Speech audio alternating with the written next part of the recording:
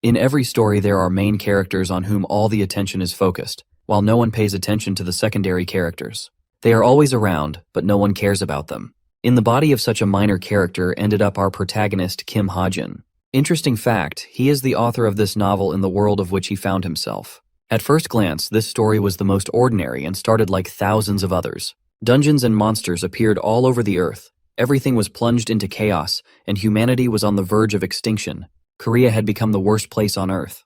But as always, there were heroes with incredible powers, who began to defeat the monsters and destroy their lairs in the dungeons. Hero guilds appeared, and with their help, Korea became the most prosperous place on earth. To train the strongest heroes was founded an academy, the Cube. In this story there was a protagonist and his adversary, but our hero became neither of them. Immediately upon entering this world, the author has seemed to gain some sort of super hearing power. He can hear the people of the crowd sharing their opinions about Kim Soo-ho's rise, both in positive and negative light. But their opinion isn't of a concern to our protagonist. It's the fact that he can hear everyone loud and clear, despite sitting so far away from them. As Kim Soo-ho's promising results are brought to the table, the headmaster of the Cube is impressed by his results. She's even more impressed by Soo-ho's age, as he's managed to achieve a successful track record at the age of 17. The name Kim Soo-ho runs amok in the author's mind. Soo-ho is supposed to be the main character of this novel, and the world that the author created. He's the one who is supposed to lead the ruined state of the world to an era of harmony and peace. Since he is the typical hero, he possesses a hero's kindness, as well as a striving heart for good. But what's even more interesting is a dark secret that Soo-ho has been guarding with his life, keeping that part of himself locked away. With him aside, our nameless author focuses on Soo-ho's rival, the guy who is supposed to oppose him in the story and give him some competition. Entering the stage, the second-place cadet is revealed to be Shin Jong-hak. He's a confident, dare I say rather arrogant guy. He's your average trust fund baby because his dad owns one of the best companies in the country. The author highlights that Jong-hak's talents could potentially give the main character a really tough time, especially because he later ends up turning into a villain and an evil character. At the current stage of the world, all of the important characters are just cadets. But in the near future, Jong-hak's constant comparison and inferiority complex towards Soo-ho ends in his demise. He becomes evil in order to oppose Soo-ho in the hopes of overcoming him. Like opposite forces of both light and dark, Soo-ho and Jong-hak stand against each other in the future, while standing shoulder to shoulder in the present. Both main characters of the novel are right before his eyes. Once again, the author is most certain that this is the same world of the novel. Which begs the big question. If those two are the main characters, then what role does the author play in this story? Is he also important? Well, he thinks that if he's starting out in a novel he wrote, he should have a name at least. His thoughts are disrupted by another student, who calls him Chundong, and asks if he got any sleep last night. Okay, the author now has a trillion questions to ask. He can't even believe that he was called Chundong just now. The chubby fellow confirms that he's the only Kim Chundong that he knows about. The name Chundong shoots down our boy's expectations tenfold. He was at least expecting to become some kind of important character or have some important role to play like in most transmigration Isekai stories. But this Chundong fellow is so random that he didn't even write in the novel. Not even the author remembers writing about a nobody like his own character. So this hotshot thinks something will be different if he just sees his face, because maybe that will help his memory a little and make him remember things better. The burning question plaguing his mind is, just who is this Chundong guy at all? The funniest part about this hilarious situation is when the author realizes that his face is nothing more than a question mark. He's not even important enough for the game to render a special face for him. Faced with this puzzling situation, the author experiences a shock and tries to come to his senses. He gains a realization at last. There's nothing more than discovering your face is a damn question mark. But check this. Chundong is not even a character he intended to place in the novel. His character has no special appearance, doesn't have a unique name, and basically doesn't even exist in the significant landscape. Rejected by the world of his own creation, the author faces despair, realizing that not even the crowd is focusing on his faceless features. It's like he's an NPC character, a nobody that no one even cares about. Inside the cube, he's the most normal person and will likely never even interact with the main characters or influence their stories. If you thought you weren't the main character of your life, think again. Then imagine this poor guy's situation. He's nothing more than a mob. Even worse than a mob, just a placeholder to fill up a seat in the game. Defeated, the author shrinks, realizing that he's nothing more than an extra character with no worth in the novel. Now for a little background on how he ended up here. The author received a surprising email one day. He was being offered a remake offer for the novel he wrote. The Returned Hero, Kim Hajin's fantasy novel, is a story that he's barely continued after facing an extreme writing block of more than half a year. You ever feel like you start something but you can't find yourself finishing it? Yeah, that's basically what's happening to this guy. Hajin wondered what the email meant. He figured that his fans wanted him to remake the story a little, especially since Hajin stopped working on it. The dude was already facing so much guilt for delaying his fantasy story, and as an author, he thought that it must be a prank or maybe even a weird request from one of his fans. So, as a responsible author, he typed up a response and sent the mail. This little and seemingly insignificant event then altered his life forever, transpiring the events of the current story, where he unexpectedly ended up in his own creation. Back to where we left off with our question mark. This faceless freak is starting to adjust to his unique appearance after bearing with it for 2 weeks. 14 days have already passed and nothing has changed. He retains the same facial ambiguity as he started. 2 weeks have confirmed to him that his current life isn't just a dream, but rather he's actually transported inside the novel. Every word inside the novel is Hajin's personal creation, and now he walks in the midst of the characters he helped create and bring to life. The Kim Chun-dong character is one of the many extras in the novel, despite Hajin possessing this guy's body. As expected, Hajin tried many ways to string together information and conjure an explanation for how he ended up in this shithole. But his research went down the drain, because he doesn't know how he ended up here or who was responsible. What's more, he's wondering how he's going to ensure his personal survival in this world, especially since there's no hope of returning to his home planet. Hajin estimates that it's going to take a decade until they reach the point in the story when he stops writing. But this thought just eats him alive. The horror of surviving for a whole 10 years in a foreign world as a nobody is terrifying to Hajin. His faceless appearance also doesn't help anything. Hajin grieves for the life he lost and doesn't want to get stuck in a novel that didn't even reach its own completion. An exhausted Hajin once again decides to think of ways to undo the process of his transmigration. The only loophole, or perhaps exit route he sees, is him catching up to the events of the main story. After all, there's a chance he might be freed. The author thinks that if he just holds on until the story completes halfway, he should be good. It's not like he can do anything else to help salvage his situation. So this question mark looking NPC decides that it's what he's going to do. But in order to achieve his goals, he's going to relive as a high schooler again. Let's shift our focus to the cube and explore what's so special about it. It's a man-made island harboring the best hero cadets to lead the future generation. It's like a mini society of 50,000 residents. The city is a standing example of innovation and advancement, reflecting the top-tier magic and industry skills of mankind. The cube is single-handedly the reason Korea is considered a superpower in this novel. Standing before the Hero Training Center, Hajin reflects that it's the main stage in his novel where everything relevant is supposed to happen. It's a beautiful blue structure where heroes train with special skills. The superpowers in Hajin's novels are called gifts, and just like you'd expect, every hero has them. However, only the best of the best, the top elites, are granted qualification to become the cadets of this facility. The same goes for Chundong, whose body Hajin is possessing. This boy is also supposed to be a cub cadet, meaning he's probably got some skills going for him. The problem is, Hajin has zero knowledge or idea of this guy's abilities, so it's kind of like starting from scratch and not knowing your powers even exist.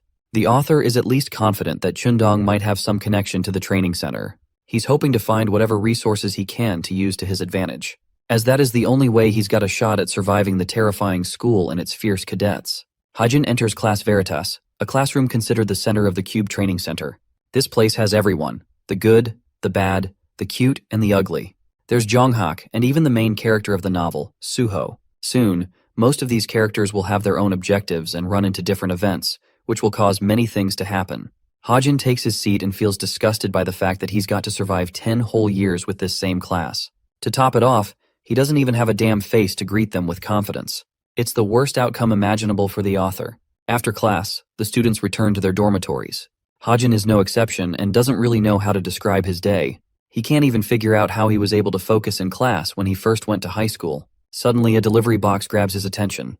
This is quite unexpected for even the author, as he never wrote about a delivery system in the game. As he's unwrapping the box, various thoughts come to his mind. He wonders if this is supposed to be Chundong's personal belongings.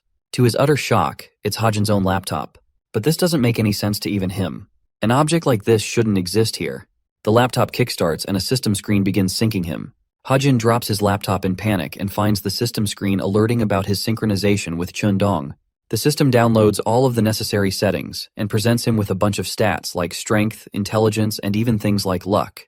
What's more, they're the exact settings that Kim Hajin wrote himself. Many questions strike his mind, but before he's able to collect his thoughts, His body morphs as the synchronization finally reaches its completion. The screen goes blank before alerting Hajin that he has achieved setting intervention ability. The faceless Chundong's body transforms into Hajin's real body, completely resetting his stats. Hajin's reality has been reset once again. This time, what he sees in the mirror is an actual face, instead of the mockery that he received by seeing a question mark appearing. But this is where things get even trickier than before. Tens of system screens are popping up out of nowhere and Hajin doesn't know what they mean.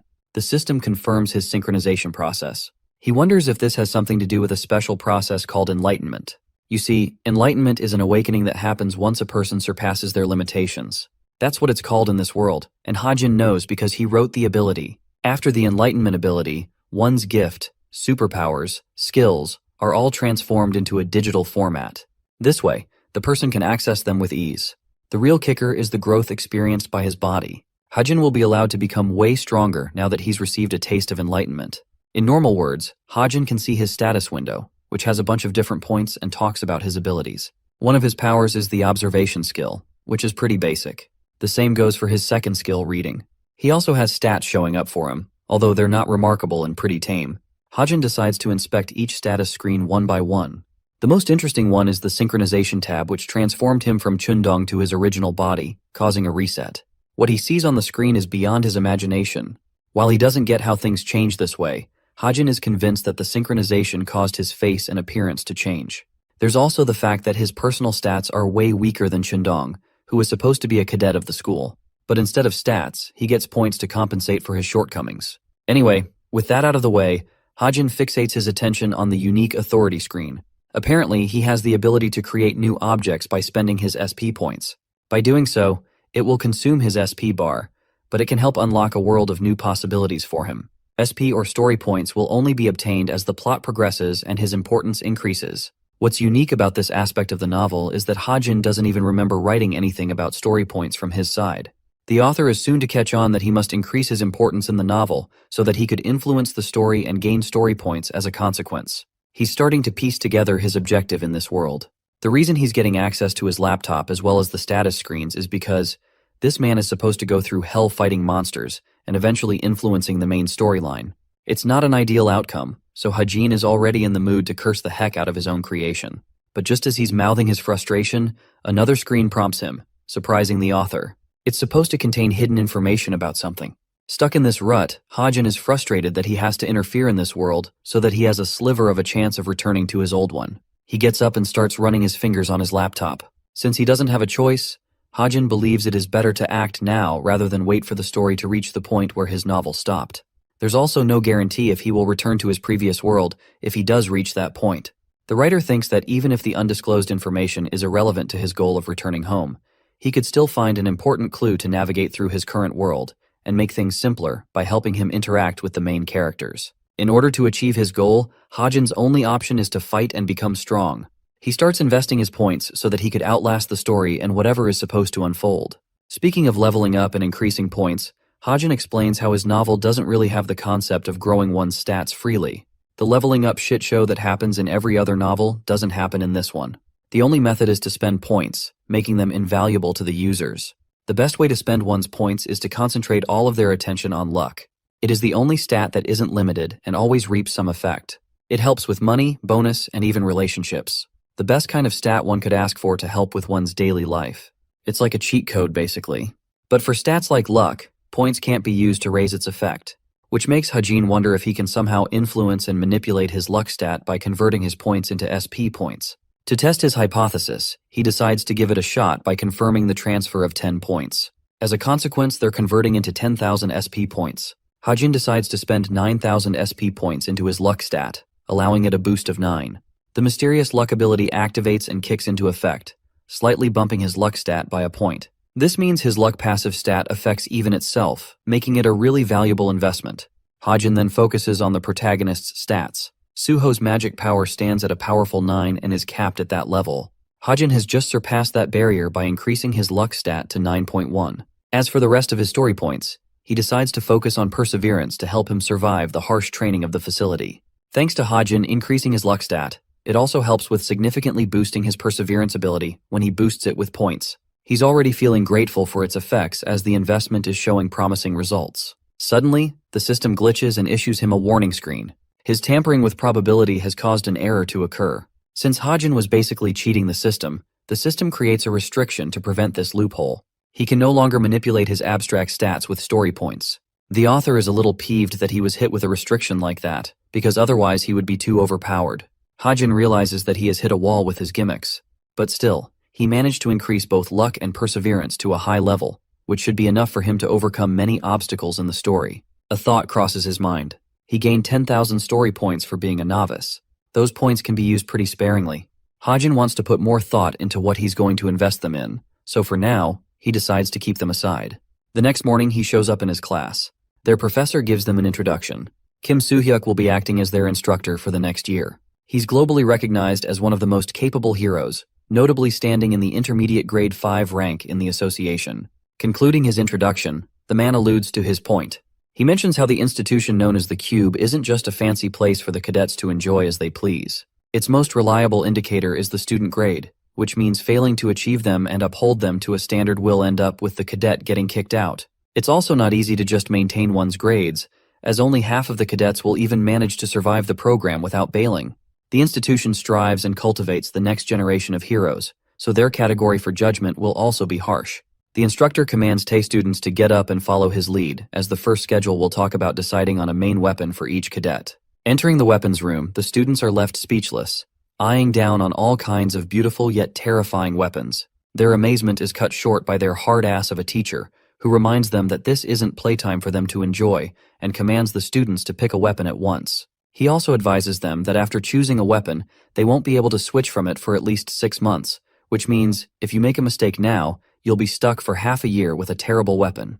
Kim Soo-ho, the protagonist of the novel, is drawn towards a sword and finds himself satisfied holding it.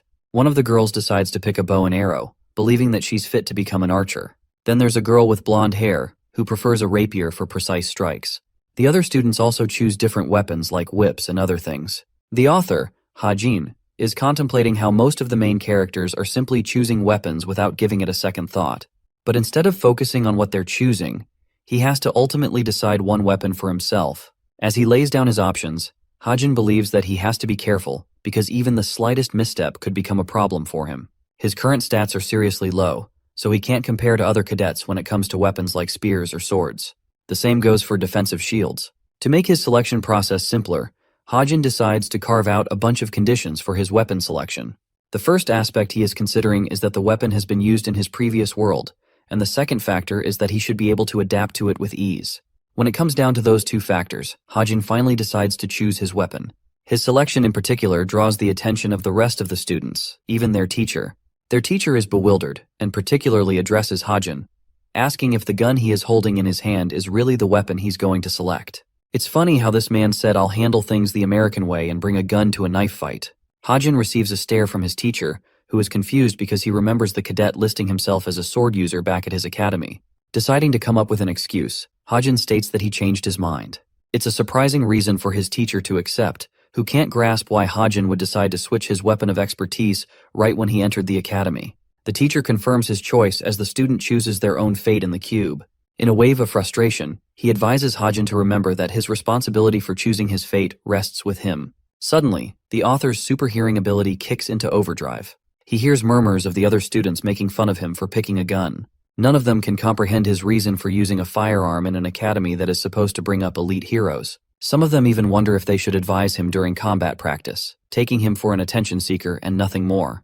Despite the crybabies making fun of this man, the author explains that guns are actually reliable even in this world. They're the best weapon for ordinary people who don't have access to magical superpowers. The bullets used in this world are of a special kind. Magic bullets have mana imbued inside of them, releasing a destructive shot that's even more devastating and wrathful than normal bullets. However, those are the only advantages of a gun. The reason they're seen as a terrible choice and neglected for their use is because they don't have the ability to grow in power. This is demonstrated by Kim Horak, who effortlessly smashes a bullet with his bare fists. The author further adds that the limitation of the magic bullets rests in their destructive power, which is always fixed no matter who is using the weapon.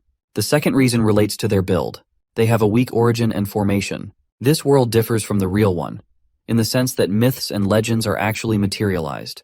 These myths and relics are given form and made into weapons, causing the wielder an immense advantage in battle. The older the origin, the greater is the formation, overall boosting the weapon's grade hierarchy, which is the most crucial factor for how effective it is. Because of that, nobody among the cadets tries to pick weapons that are modern and newly created, since they have weak origin points for being made in the modern era. Older medieval weapons take more preference and are generally stronger.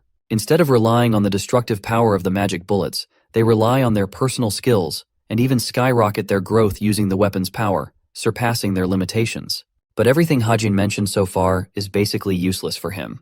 He's got nothing to benefit from, and he's definitely not the protagonist of the story. He doesn't know how a sword works, and believes his skills with a melee weapon will be far worse than the other cadets. Internalizing his thought process, Hajin believes that he chose a gun for a good reason. He knows how to use it, and it will effectively help him earn story points, because simply using the gun is bound to help him stand out among his peers. The more important he is to the story, the more story points he will earn. That's what he's hoping for. Now that he's done figuring out what to do with a weapon, his next concern comes with obtaining talent. Talent is an ability special to this world, so special that it's considered a superpower. Every person is supposed to have only one talent or superpower, but there are some individuals who are exempt from this rule. There's the protagonist of the story, Suho, who hasn't manifested his talent yet, and already possesses the skills of a sword saint. The scene shifts to Suho, who catches up with Nayun to train. His dense protagonist dialogue earns him Nayun's anger, who doesn't get how a dude like him ended up at the top of their class. Suho changes the topic and mentions that there's another top student beside him in class. At first Nayun is confused, but then she remembers he's talking about Hajin. That guy's name alone turns her face into a sour expression. It's because this Hajin student is a joke for being called the top student in class. Nayun can't fathom how he's taken seriously when he's carrying a tiny dick pistol with a small range. She figures that the guy probably gave up on becoming a hero and stuck to stupid weapons. Nayun wonders if this is Hajin's strategy to drop out somewhere in the middle of the year. But hearing those words, Suho can't help but criticize her for being rash about the situation. Nayun doesn't get what he's yapping about and stares at him with a puzzled expression. She lashes out on the guy for wasting her time instead of training. While they're yapping about Hajin, he's out here dozing and wondering if he will earn SP for people talking shit behind his back. It's a really good question. What do you guys think? Tell me in the comments. Back to our boy. Hajin reflects that the protagonist of the story, Suho, is supposed to become the greatest hero ever using his one gift, which means gifts are also equally important to Hajin. He doesn't want to waste the opportunity of purchasing his first gift. Using his manual, Hajin writes himself a Deadeye gift. It's an ability to help him wield long-range weapons with precision. As a consequence of him writing down his newest power, 10,000 SP points have been deducted from his account. The system is so advanced that it edits everything else on its own, providing him with numerous perks of the skill he just wrote, like bullet time and others. The skill is handy for not just his gun but all weapons involving range, which means Hajin could also use bows now. To top off the benefits, it's a growth-type skill, so while it seems terrible at the moment, he could always nurture it and grow his skills. It's a valuable investment in the long run. Hajin figures it's best to go with what he has, and with his preparations finished, he feels ready for what's to come. With the only gift he has, all that's left for him is to bet everything on it and survive until the main story reaches its end. The scene switches over to their class. A teacher is explaining strategies regarding how the cadets should deal with towers and dungeons. The funniest part is for Hajin to realize that the explanations he wrote in his novel are now appearing in the textbooks of this class. Imagine taking a class of materials you wrote and created. Hajin is having an easy time just enjoying the lecture since he doesn't really have anything new to learn. He's actively deploying his observation and reading gift to help him. More information about these two gifts is provided. Observation allows him to observe everything in his field of vision. He can see through things and even read stuff from his laptop without having to waste effort. The teacher instructs them to review the contents of the lecture since their written exam is supposed to begin soon. Nayun gets fired up in frustration. She's bored to death and really can't stand the lecture. Suddenly, Class Veritas is interrupted by someone who instructs the cadets to show up at the plaza. Hearing this, Nayun is excited she gets to escape the boring lecture. It's finally time for practical training, a subject that our boy Hajin isn't looking forward to.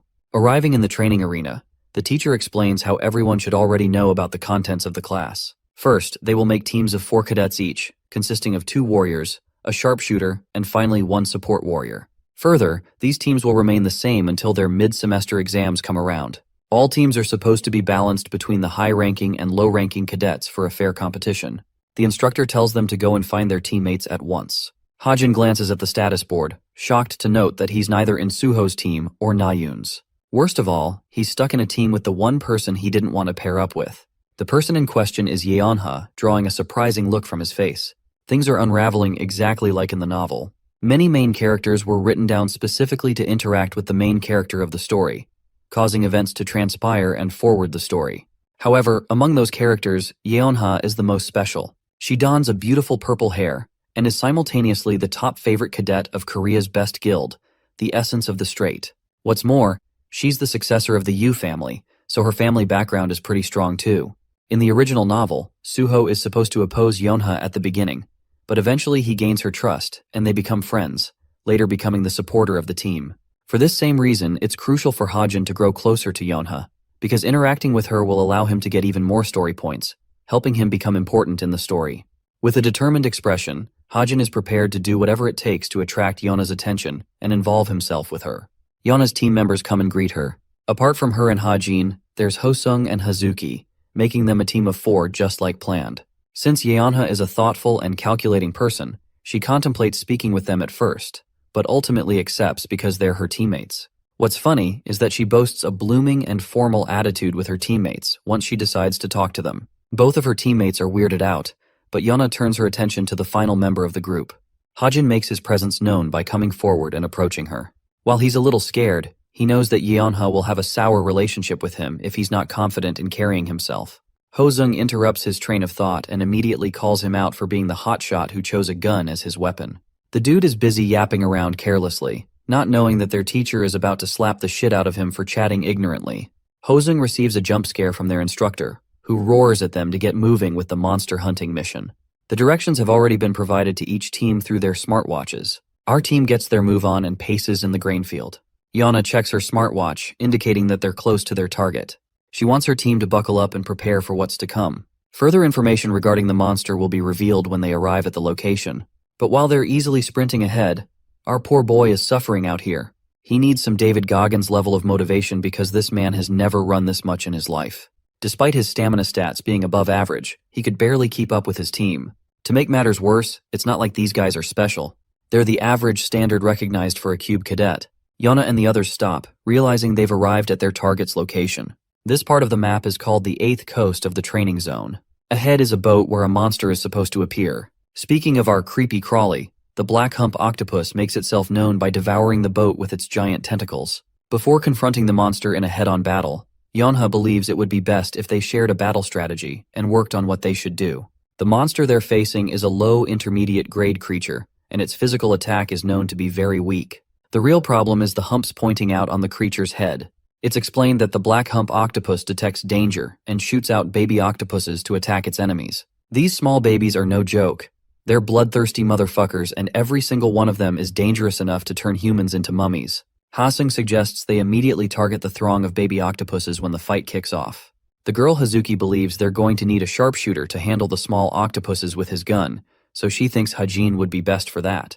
However, opposing this idea strongly, Yeonha claims that she's going to be the one to handle the baby octopuses instead. She wants the rest of her team to save their abilities after she's done, because Yeonha thinks they'll need to annihilate the monster in one hit, since it has super fast regeneration abilities.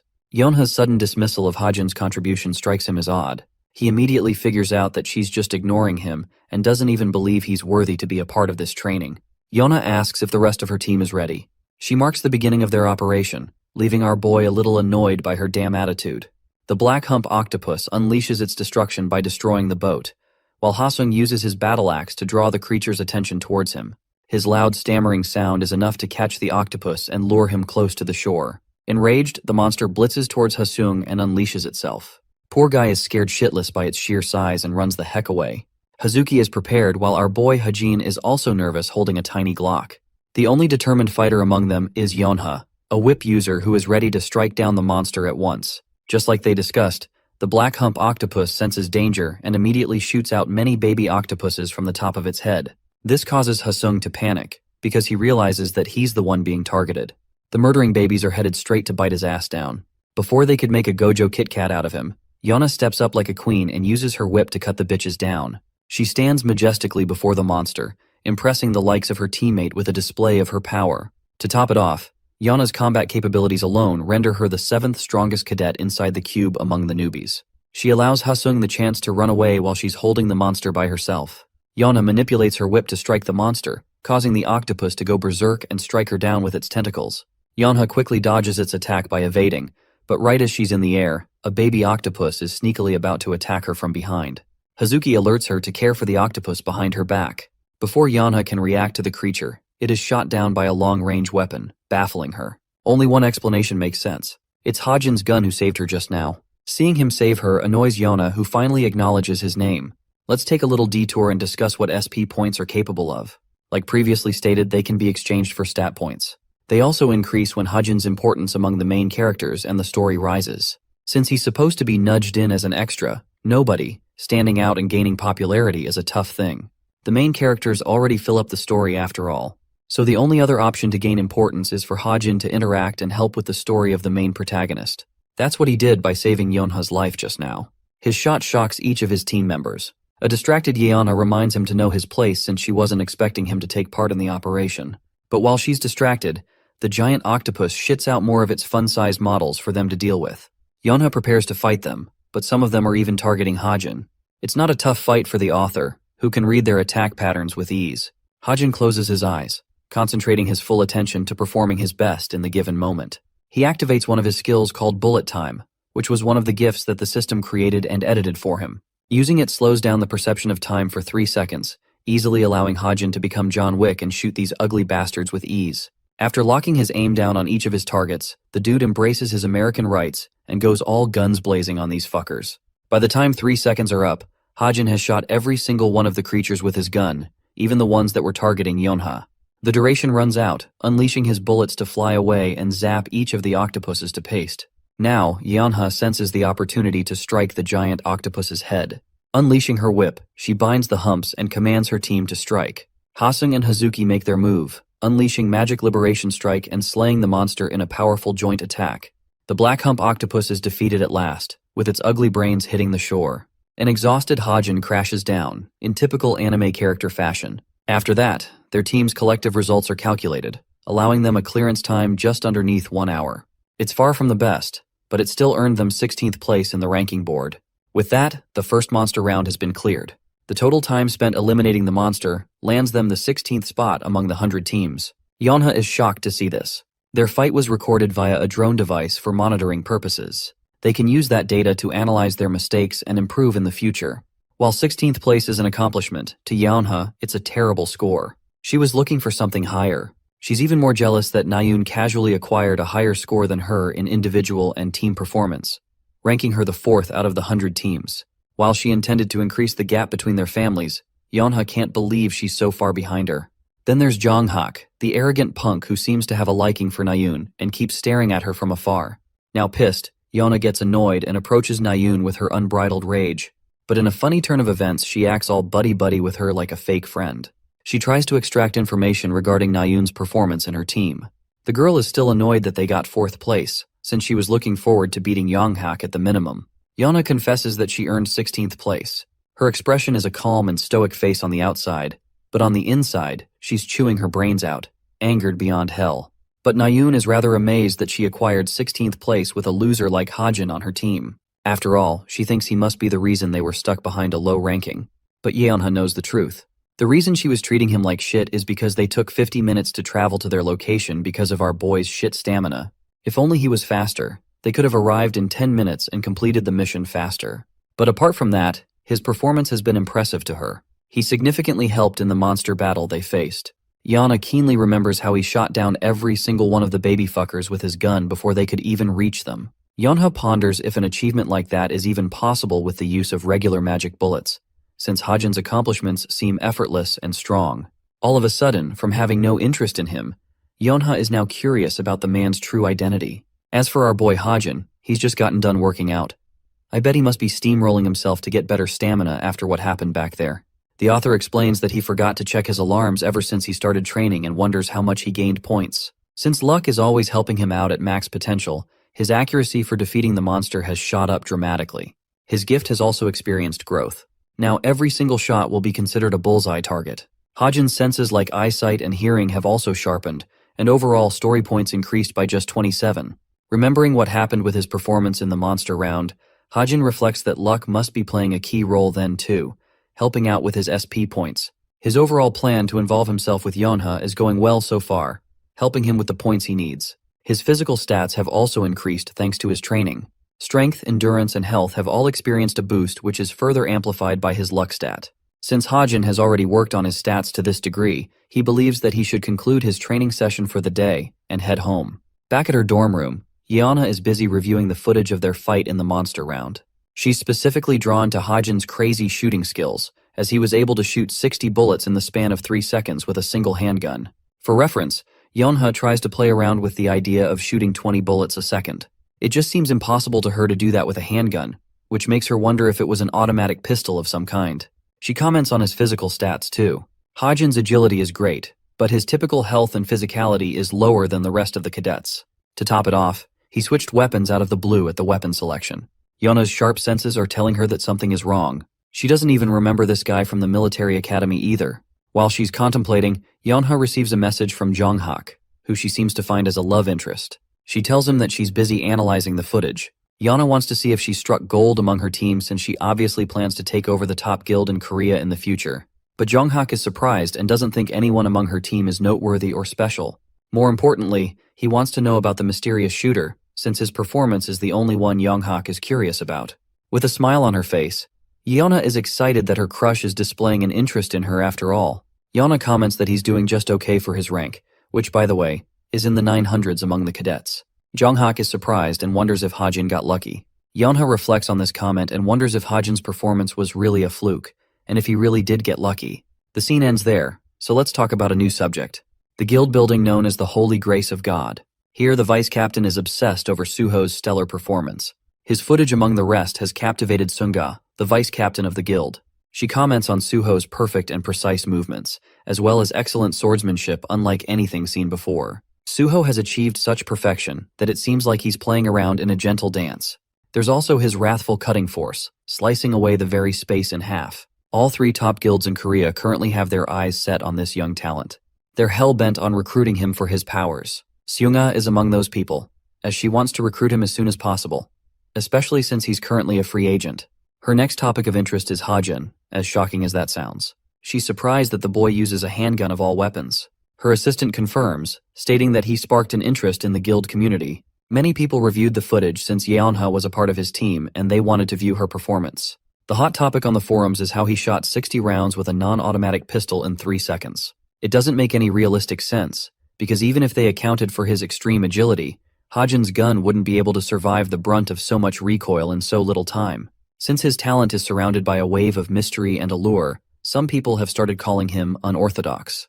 The vice captain also comes to learn that he switched his main weapon from a sword and transitioned to using a handgun right after coming to the prestigious institution. Sunga recognizes him as someone who has achieved enlightenment, the same phenomenon in which a person manifests their talent or special ability. It's of course impossible to know from the start what talent will be manifested.